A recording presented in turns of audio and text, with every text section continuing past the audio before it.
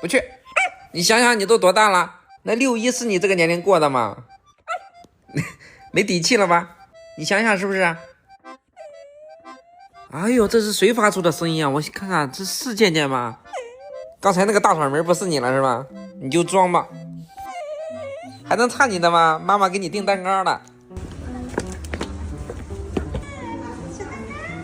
好了，那我们走吧，给姨说再见。